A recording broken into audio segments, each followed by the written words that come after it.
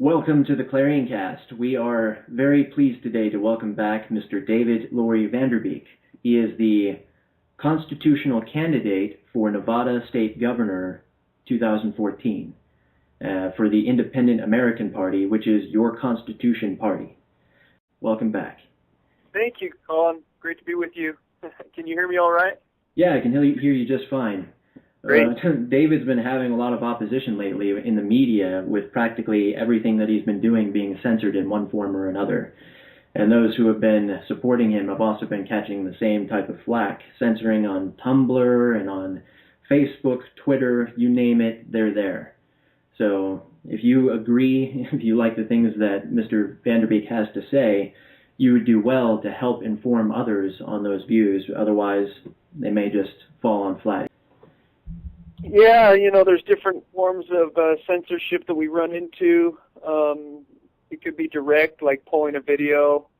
That most recently happened. I haven't appealed that yet because I want to formulate a strong legal argument with some assistance before going at them head-on with that. But that video was, it was controversial. The other kinds of censorship are, messing with view counts, kicking off subscribers, messing with like counts, kicking subscribers off. The worst actually right now that I can see is Twitter. Twitter will knock off followers, really rapidly. I think faster than people can follow you, Twitter will kick off the followers. That's what it's worse than YouTube in that regard. Yeah, really dirty, underhanded tricks.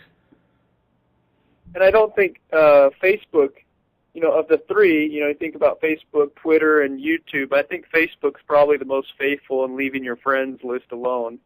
Yeah. And now I don't know if they mess with people. I created a fan page that people can go, and I don't know if they'll kick people off of that, because I wouldn't be able to track that as easily. It's a battle, but this is the fight where we're going head on at the matrix itself, the matrix of evil, or the establishment media, and we're becoming the true media. Right now, what's interesting is this trend for me. I don't know if you want to talk about this. I want you to get to what you want to talk about. So if you want me to comment further on the YouTube thing, I can. But if there's something else you want to talk about. If you got thoughts to speak, we definitely want to hear them. Well, it's kind of interesting on a cosmic level. What's been interesting about this whole experience is that you've known me for quite a while, Colin. I mean, I don't know how long we've known each other, but it's been quite some time, and you know that I've spoken the same way ever since you've known me. Wouldn't that, as far as the content of what I say, would you agree? Very consistent. Yeah, so consistently consistent to the Constitution, consistently radical in that regard, quote-unquote radical, restorationist. I want to restore the Constitution. I'm not revolutionary. I would consider myself a counter-revolutionary. I would consider Obama a revolutionary. But as far as all this push right now where my words are getting out there, a couple things happen. One is this all started the day after the world was supposed to end. So on the 22nd of December, I did a video called, now the title is what really got people, I think, going. And plus the fact that I was doing it as a governor for candidate for governor of Nevada State. And that title of that video was, "Did Obama order Sandy Hook shooting to get your guns?" ? And no one had put that title out there. I think everybody was thinking it, but nobody was saying it. And now, even though the view counts might be messed with or what have you, if you go to YouTube and you will search Obama Sandy Hook, if you just go there right now, or anybody does, you'll see the top video is that video. So in all the world right now, my video about Sandy Hook and what it is, it's the smoking guns of all sorts of inconsistencies. And, you know, there's many more inconsistencies with the Sandy Hook official story than what I listed there. It's just that that's what I had at the time. The shooting occurred, wasn't it on the 14th, I believe, yeah? Mm-hmm. I think so, yeah. Yeah, it was the 14th.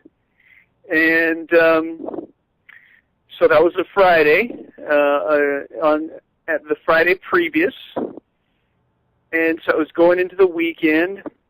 Now, there's so many inconsistencies. A couple I was looking at, there's these crisis actors that people are identifying. Another fellow, I got a video today, was of him doing the forensic analysis of the Google Maps and the streets, comparing it to photos from the drill or the crime scene, and they don't match up. So there was obviously photos issued to the press from something about the Sandy Hook that was from a different place that wasn't actually at the school. It was a film set of some kind. And then the other one I got today was another message that Adam Lance's death certificate indicates that he died on the 13th of December, the day before the shooting. Yeah, there are so many inconsistencies in this story that just don't add up, don't make sense, and people who question them in order to pursue truth and justice are attacked like, oh, you don't care about the families, and I would argue that you don't care about actual justice being done if this is a farce. We're going to actually be linking in the description here to 2 videos that will cover many of these points, called the Sandy Hook Exposed, Part 1 and Part 2. So good deal. That will be going into many of those issues.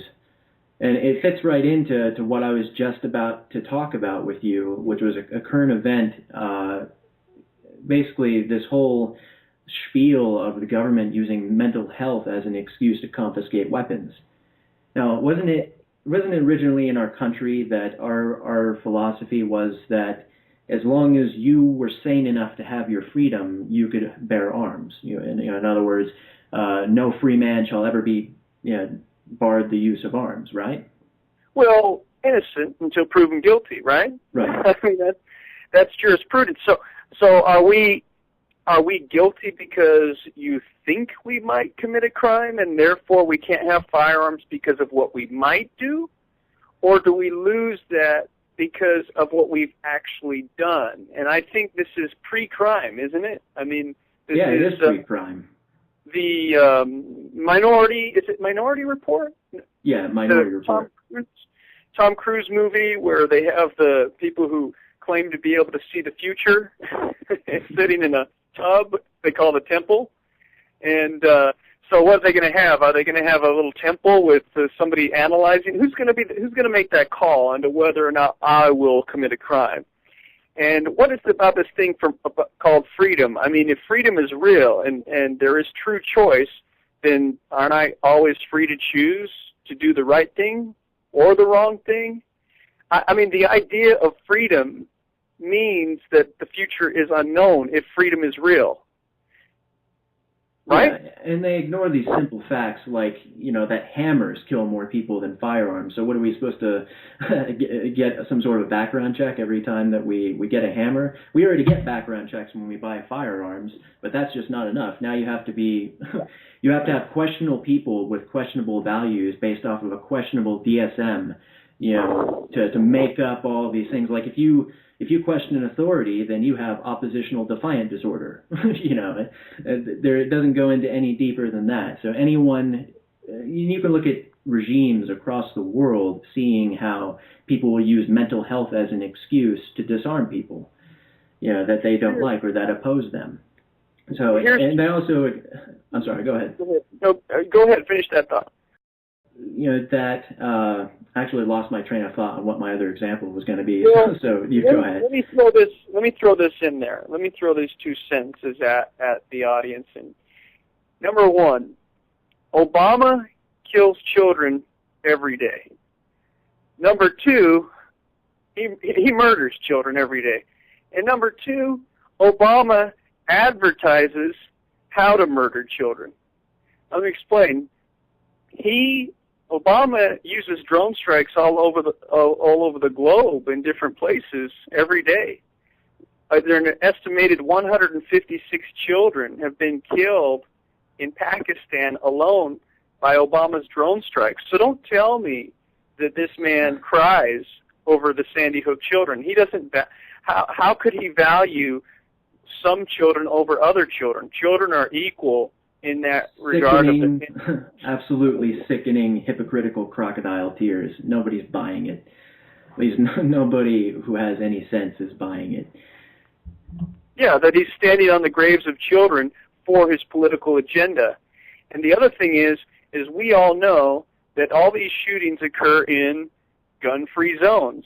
Right. So essentially the government and Obama advertises that when they hype all this crime at schools, when they hype it, they actually advertise to people who are genuinely disturbed that that's the place to go to shoot a bunch of people because they're all disarmed. It's a topsy-turvy world, and they also ignore facts like that most of these people who perpetrate these mass shootings are on prescription pharmaceutical drugs. And those drugs are altering them on a synthetic, chemical level to be more predisposed to commit these atrocious acts. So, and there are so many studies that are linking this. I mean, even when you take a pill that your stupid doctor has recommended to you, what are some of the first things that it says? May cause suicide, may cause violent behavior, may cause psychotic behavior. More and more of these are coming out with that type of warning on the label. We're feeding these. Right. So are we going to our kids? Are we going to change our form of government for the 52 people who died in mass, quote unquote, mass shootings? That's the number of people. If you add up all these shootings that they're hyping in the news, it's 52 people, and that's horrible. But what about the 190 or the 200,000 people who died from prescription drugs over that same period of time? Are we going to change our form of government for them too, or just the gross injustice there? So we are going to neglect all the prescription drug problems. Exactly. And you're pointing that out, that the big problem here, in all these cases, in the case of Adam Lanza, what drugs was he on? In the case of James Holmes, what drugs was he on? In the case of Jared Lee Loughner, what drugs was he on? And in the Sikh shooting, I can't remember his name, the veteran, supposedly some veteran that shot him, what was the role of drugs there? And so assuming that the story was even true in all those cases, which it wasn't, we would want to know what the role of drugs was. And so, but I want to question, but I had to add something else, though. Let me add this. I was asked on a different radio show, okay, David, I'm a Democrat. What are you going to do about the gun violence? Here's my response.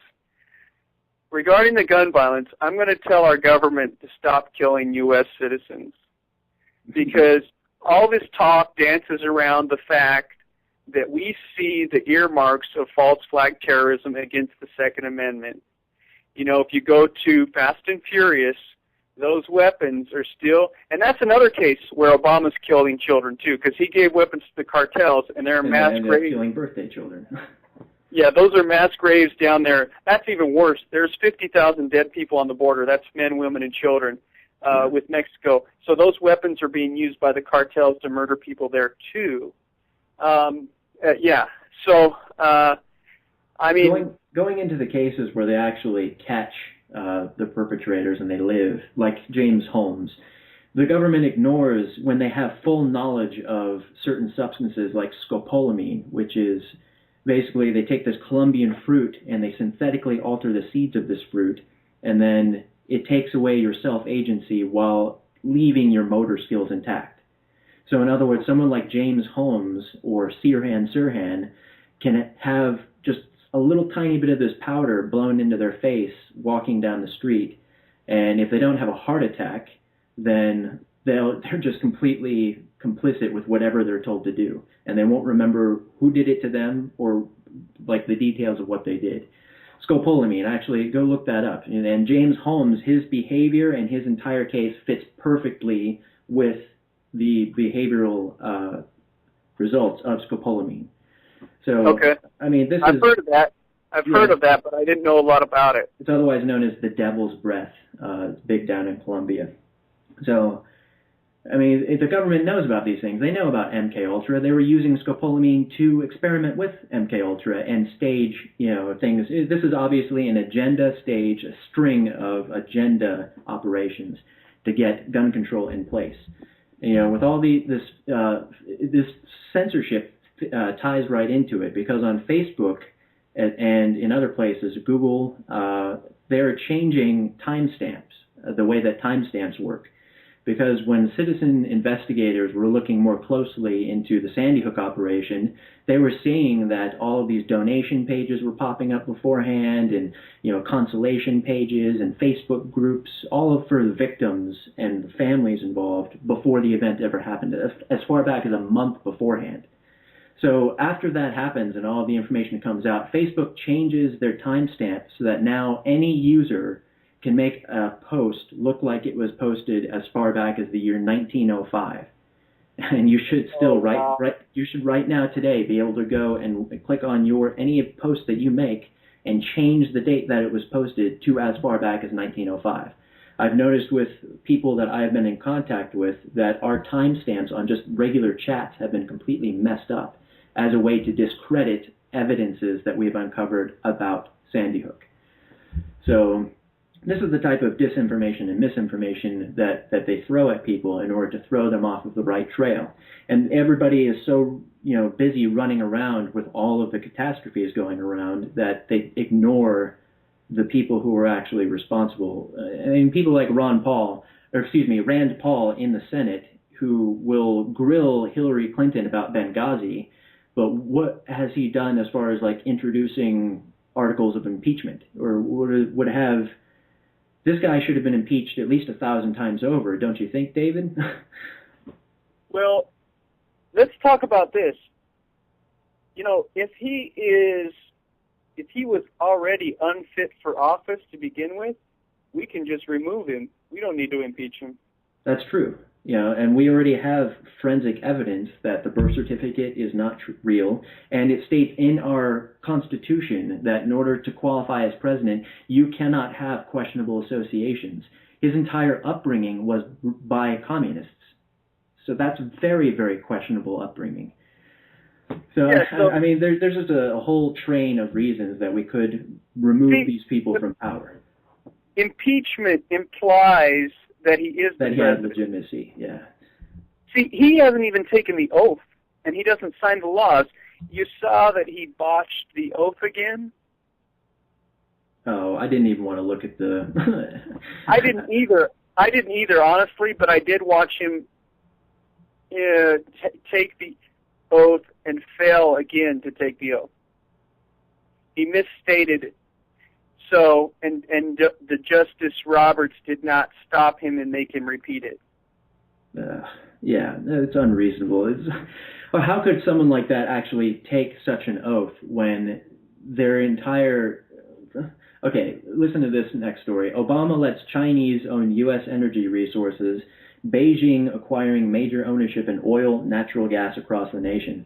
Meanwhile, he's putting moratoriums, or has put many moratoriums, on our own energy, and safe forms of energy at that, but as far as our own natural gas and our own resources, he'll just barter them over to China with nothing holding him back. This next one, China planned to establish China cities, quote unquote, and special economic zones all over America. So they're actually having the discussion about this. All these links will be in the description. They're actually having discussions about this in the U.S., and while Japan is firing warning shots at Chinese fighters over islands in the East China Sea. So, and Obama, his response to that whole threat is, yes, we are totally behind Japan, and if this turns into a war situation, which would be World War III, everyone, then yeah, we're totally behind Japan. Meanwhile, turn in your assault weapons, even though we might be on the brink of World War III, Americans. Turn in your assault weapons, right? Yeah, let's talk about that, because I think I agree with Max Kaiser on this one. He stated that once the food budget for the average household reaches the 40% mark, so in other words, once you're spending 40% of your budget or income, household income, on food, that's statistically when populations riot. And so we're going to see we're going to see inflation again, or continuing inflation in this country. And so I believe that the government wants as many people disarmed prior to that inflation for the purpose of control. And so we're looking at the inflation of the food prices, then we're looking at riots, then we're looking at declaration of martial law in those areas where there's rioting. Then you're looking at opportunities for rounding people up and possibly even shutting off the internet. So if this isn't including, that's just the inflation is just an economic form of terrorism. That's not factoring in more government-staged terrorism, such as blowing up a sports stadium. You know, there's some people who are speculating different things could happen. I don't know what's going to happen. Some people say Hoover Dam's going to be blown up, and other people have said, well, no, it's going to be the Super Bowl. There's going to be something happening to the Super Bowl. I don't know what will happen, but I do get the sense, and I'd like your opinion on this, that the terrorist attacks that we've had, or these shootings, haven't been big enough to push through this agenda against guns.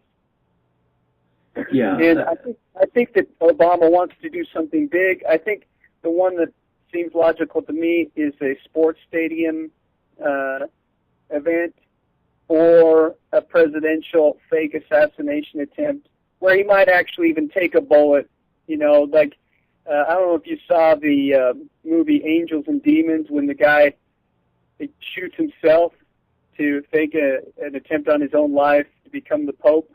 Yeah. Yeah, so this idea that even somebody be willing to take a bullet to fake their own assassination attempt, I could see Obama doing something like that, because he really is, I mean, he really is the epitome of a horrible human being and a fraud, and everybody needs to talk to him that way from now on. We have to stop respecting these people because they simply don't deserve respect. We need to have nothing but contempt for them, and that includes people like Dianne Feinstein, that includes people like Harry Reid, that includes every congressman or woman that signed or voted in favor of the NDAA. So in Nevada, what I'd like to do as governor is, once I'm in office, then I would pledge to arrest any Nevada congressional representative that voted in favor of the NDAA and put them on trial for that, for their crime against citizens of Nevada. Yeah, the treason. And any congressional leaders that enter the state of Nevada from other states that also supported the NDAA, they would be arrested as well and put on trial here because they're supporting of the NDAA from whatever state they may have been from affected Nevada citizens. So what I'm talking about is nullification at the state level. See, I don't really care at this point what the federal government does anymore because we can't get them to listen to us. We've tried. Now, they've stolen all the property. They've stolen all the money. They're stealing everything. And now they want to take our means of self-defense. So I just don't feel like we need to even listen to them anymore. We should establish our own state bank. We can establish our own currency. We can establish our own markets. We can let the free market roll. And the free market will dictate trade with other states. We will, by being a free market, companies will flock to a free market state where they don't have to pay so many taxes, where they can not have to deal with so many regulations, where they can hire more people.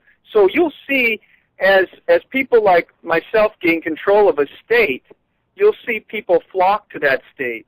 And that's the shift that we're going to see in this country is kind of the fracturing of the United States, and you're going to see this nullification. So states will stand out, and they will assert their power. They will call the bluff of the puppet Obama, and they will just nullify everything that he says and does. Now, those communities that go along with it, they're going to continue to suffer. They're going to turn into Detroit. Yeah, Detroit and Chicago. You know, Chicago could very well be the place, the location of the beginning of the civil unrest or of a false flag terrorist event, a major one, because that's where Rahm Emanuel is, and that's where Obama's from. And so the mafia really has a great control of Chicago. So, I mean, that would be a place where you could potentially have a major terrorist event staged by the government if there's to be another one, because of all the corrupt people that are already there. My opinion is that you're absolutely right about these operations of shootings in public places is not enough to get people to give up their Second Amendment rights. So I think that what they're trying to do, the elite right now, are trying to preempt the American Civil War that they see coming over the Bill of Rights and trying to preempt it with World War III so that they can use pseudo-patriotism to shun and subvert and put a cap on all of our noises about constitutional principality and, you know, all these other things that are causing them issues. So anyone at that point, while there's a external war going on, trying to fix things internally, is going to be ostracized horribly, and a lot of people are going to be behind it. So I think that they're really trying to do that. And what I'm personally worried about, just as a student of history, is that, yeah, right now we say Japan's our friends, but we've allowed them to be in a very precarious position to where their own land is killing them to live on, and they have nowhere to go. And they need those other islands because they just don't have anywhere to go. So China could very easily say, okay, you can have those islands that it looks like we're fighting over right now, and when the time comes, you're going to be basically act as a protectorate, you know, for us. They're going to strike us in exchange for those islands, very similarly to what happened in World War II. But we won't have the warnings that we did back then. But that's just there's plenty of danger in the very plain scenario going on right now without having to go into that, except to keep it in the back of our minds that we need to watch out, because we have not been very nice to the Japanese, and they do still have very heavily imperial elements who would jump at that offer from the Chinese, thinking that eventually down the road they could get out from under it and reestablish their imperialism. Yeah.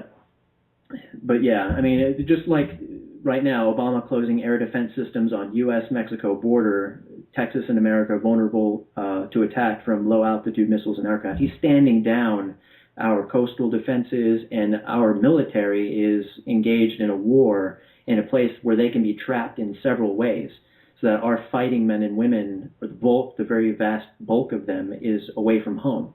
And meanwhile, they're saying, turn in your guns at home, turn them in, and forget about, constitutional regulated militias where everyone who turns 18 is supposed to be part of the militia. Forget about all of that. That's what they're trying to say. And China announcing they already have a plan to sink the U.S. fleet in any upcoming battles as a response to, this whole, all these issues going on, and that they're buying a fleet of Russian bombers perfect for taking out the U.S. Navy or attacking the coastal defenses that are being stood, down in our nation. So those are the really huge concerns that I see right now. And I think that's what Obama's moving us towards, is to get us involved in a global conflict so that his home issues are solved. And he could easily ride into a third term if that were to happen, because lots of things happen in wars like that. You know, things are more permissible because of all the conditions and all the extenuating circumstances and yada, yada, yada. So we need to be very aware of those. I agree. I got to run, but it's great visiting with you, man. Same thing for sure. Definitely want to thank Mr. David Laurie VanDerBeek for coming on to discuss these things again. We welcome him back anytime. We're having, if you look in the description, you'll find a Facebook group that recently was started by him so that he could disseminate information and organize people better. In an effort to continue doing that, he's trying to actually build a real website that we're asking that everybody help with. I'm a disabled veteran on a limited fixed income, and I donate to David as much as I can, and anyone should, because patriots pledge their wealth for justice and liberty. So we're calling for everyone to do that, and that's all found in the description. Thank you, Mr. VanDerBeek. All right, thanks a lot, Colin.